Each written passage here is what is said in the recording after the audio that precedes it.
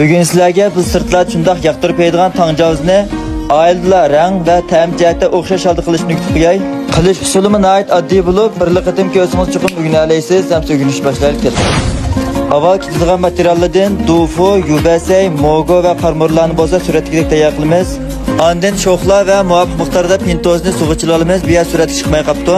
Oldin ichib tayyor qilib olgan jildimizga qiymimizni silib, o'zimizning yoqtirish bo'yicha javzni tugib olsak bo'ldi. Ba'zi do'stlar so'rashi mumkin, buning qiymasiga alohida talab bormi deb. Odatda biz chuchurning qiymasini qilganda qilsak bo'ladi, jumma ruh tuqqanlar.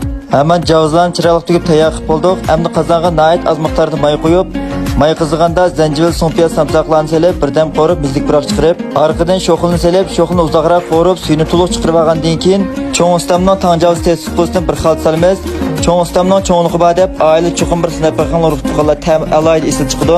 Testi birdan qorib, to'liq eritib olgandan keyin ustiga o'zimizning amaliy ahvoliga qarab, muvofiq miqdorda suv qo'yib, suv qaynagandan keyin tayyor qilib olgan materiallarimizni solamiz. Oldin pintoziga to'mroq pintoz ishlatishni tavsiya qilmayman, ruh tuqqanlar. Men aldirab qog'ochga mushni ishlatdim.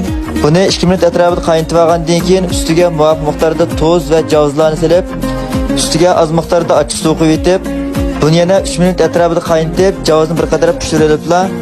Ustiga yubaslaylarni solib, yana bir qaynatiblar, qachig'ilib iste'mol qilsak bo'ldi. Ammo oxirida qo'llash nihoyat oddiy, ruh tuqqanlar. Haqsiz yurakdan birini besib, piyonlar rayoniga gullarni ko'plab yo'llab qo'ysanglar, buningdan ortiq qo'llash bo'lmaydi. Kelar sani ko'rishaylik, xayr xo'sh.